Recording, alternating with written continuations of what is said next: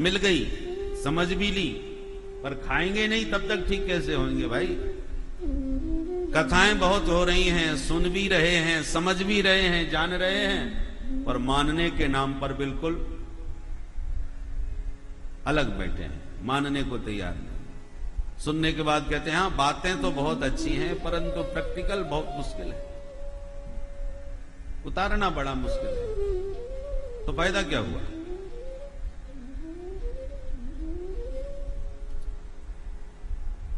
महाराज उत्तानपाद की बड़ी रानी सुनीति के पुत्र ध्रुव। एक दिन ध्रुव जी ने अपनी मां से पूछा, मां एक बात बताओ, हमारे मित्र अपने अपने पिता के साथ घूमने जाते हैं, उनके पिताजी खूब गोद में घुमा लेकर के उन्हें लाड़ प्यार करते हैं, हमने आज तक अपने पिताजी को देखा तक नहीं, वो हमें कभी लेने आते नहीं, कहां है मुझे आज तक पता भी नहीं। कई बार अपने पिताजी के बारे में ध्रुव जी ने पूछा, पर सुनीति बिचारी विवश, क्या बताए। प्रसंग पलट देती है, इधर उधर की बातें करके ध्रुव को बहला फुसला देती है। ध्रुव जी ने एक बार अपने मित्रों से ही चर्चा करी, मित्रों तुम बड़े भाग्यशाली हो, तुम्हारे पिता तुम्हें घुमाते फिराते हैं, हमें तो आज तक पिताजी का पता ही नहीं है कि वो कहां है। मित्रों ने कहा ध्रुव उदास क्यों होते हो, अरे भाग्यशाली तो तुम हो, तुम्हारे पिताजी तो चक्रवर्ती सम्राट हैं, महाराज हैं, तुम साधारण पिता के पुत्र नहीं हो। जी बोले अच्छा तुम जानते हो हमारे पिता को? बोले बहुत अच्छी तरह से। तुम्हारे पिता को कौन नहीं जानता भैया, वो राजा हैं। अच्छा तो क्या तुम हमें कभी मिलवा सकते हो? जब चाहो तब मिल लो। अच्छा तो चलो आज ही मिलते हैं। बातों ही बातों में मित्रों के साथ पिताजी से मिलने पहुंच गए। दरबार में जाकर के प्रणाम करके ध्रुव जी ने अपना पूरा परिचय दिया। महाराज महारानी सुनीति का पुत्र ध्रुव आपके श्री चरणों में प्रणाम करता हूं। जो उत्तानपाद की दृष्टि पड़ी, अरे ये तो मेरा ही बेटा है। पुत्र को देख करके वात्सल्य उमड़ पड़ा महाराज का, और बरबस सिंहासन से उतर के ध्रुव को गोद में ले लिया और सिंहासन पर बैठ करके पुत्र ध्रुव को गोद में बैठा करके अतिशय वात्सल्यपूर्ण अनुराग बरसाने लगे, खूब स्नेह बरसाया। उत्तम भी था, छोटी रानी का बेटा, पर वो तो रोज ही गोद में खेलता रहता था। ध्रुव जी पहली बार आए हैं तो अपना बच्चा बहुत दिनों बाद मिले तो वात्सल्य को ज्यादा उमड़ पड़ता है। और दूसरी बात, उत्तम में सुरुचि के संस्कार थे, ध्रुव जी में सुनीति के संस्कार। ध्रुव जी ने जिस श्रद्धा और विनम्रता से प्रणाम किया, उससे और अधिक वात्सल्य उमड़ पड़ा। और अतिशय वात्सल्य से ध्रुव जी को प्यार करते जब सुरुचि ने देखा, वो घबरा गई। ऐसी प्रेम करेंगे तो एक दिन इसको इसी सिंहासन पर बैठा देंगे, उम्र में मेरे बेटे से बड़ा भी है, अधिकारी तो यही है, इस कांटे को जितना हो सके यहां से शीघ्र निकालना चाहिए, नहीं तो मेरे पुत्र के जीवन में यह कांटा चुभेगा। ऐसा विचार करके सुरुचि तुरंत सिंहासन के निकट आई और गोद में बैठे ध्रुव जी को हाथ पकड़ के नीचे उतार दिया, नीचे उतरो। और महाराज इतने गुलाम कि न चाहते हुए भी कुछ बोल नहीं पाए। सुरुचि ने उतार दिया हाथ पकड़ के, खबरदार जो दोबारा इस पर ऐसे बैठा तो न वत्सन प्रतेर्धिष्ण्यम भवानारोढ़ मरहति न ग्रहीतो मया यत्त्वं उक्षावपीन पात्मजः। सुन, डांटती हुई ध्रुव जी से सुरुचि बोली, इस सिंहासन पर ऐरा गैरा कोई नहीं चढ़ सकता। मैं मानती हूं तू महाराज का बेटा है, स्वीकारती हूं, परंतु मया कुक्षौ, मेरी कुक्षी से, मेरे पेट से तेरा जन्म नहीं हुआ है ना, इसलिए दुर्लभेर थे मनोरथ, तेरा मनोरथ एकदम दुर्लभ है। मेरा पुत्र न होने के कारण तू इस सिंहासन पर कभी नहीं बैठ सकता।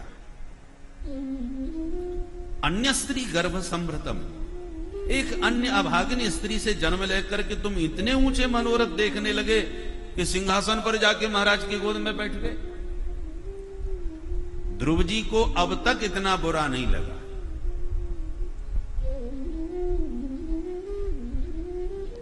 क्योंकि उन्होंने ध्रुव का अपमान किया।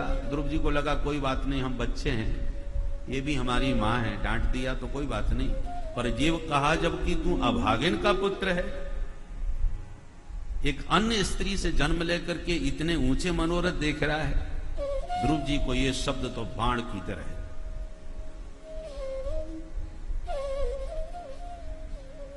क्षत्रिय पुत्र हैं, राजकुमार हैं, क्षत्रिय रक्त उबल पड़ा।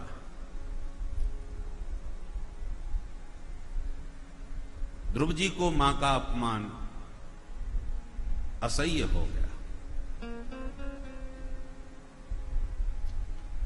परंतु सुनीति के संस्कार हैं, बड़ों का अपमान करना कभी सीखा नहीं। कुछ बोलते बनता नहीं, पर जो कहा है उसे सहा भी नहीं जाता। ध्रुव जी ने पूछा, अच्छा मां, यदि ये बात है तो ये बताओ, इस सिंहासन पर बैठने के लिए मुझे करना क्या होगा?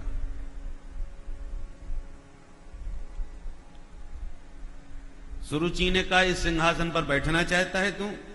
एक ही उपाय है, तपसाराध्य पुरुषम तस्यैवानुग्रहेण मे गर्भे त्वं साधयात्मानं यदीक्षसे नृपासनम। नृपासनम इक्षति चेत, यदि तू सचमुच महाराज के सिंहासन पर बैठना चाहता है तो तपसाराध्य पुरुषम, जाओ जाकर के परम पिता परमात्मा की आराधना करो, तपस्या करो। और जब भगवान प्रसन्न होकर तुमसे कहें कि बोल क्या चाहिए, तो कहना कि हे प्रभु, मैं सुरुचि मां का बेटा बनूं, ये वरदान लेना। उसके बाद इस शरीर को त्याग, जाकर के कहीं मर जाना। उसके बाद अपनी आत्मा को मेरे गर्भ में ला करके, जब मेरे गर्भ से तू जन्म लेगा, तब तुझे ये सिंहासन प्राप्त होगा। गर्भे त्वं साधयात्मानं यदीक्षसि नृपासनम। देखिए सुरुचि के शब्दों में कितना अहंकार भरा हुआ है। सुरुचि के इन शब्दों में केवल भक्त का अपमान नहीं, भगवान का भी अपमान है। सुरुचि अपने गर्भ को इतना ऊपर मानती है कि पहले भगवान मिले, उसके बाद मेरे गर्भ में आने का सौभाग्य मिले। तो मेरा गर्भ भगवान से भी ऊपर हो गया।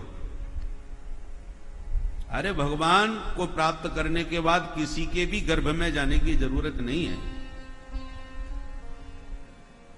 पर इन अहंकार पूर्ण वचनों को सुनकर के ध्रुव जी बहुत व्यथित हो गए। मन ही मन कुछ बोल नहीं पाए,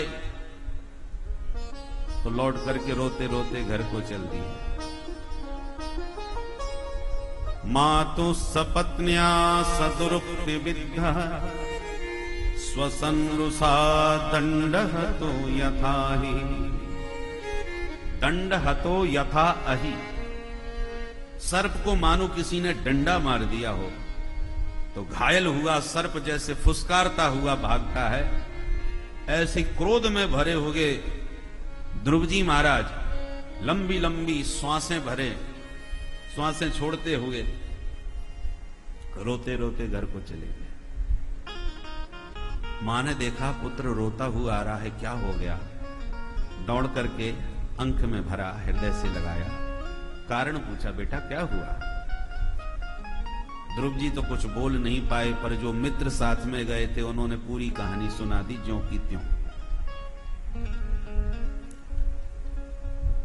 सुरुचि का भी इस घटना से हृदय विदीर्ण हो गया। बहुत बड़ा वज्रपात हुआ। दावाग्नि ना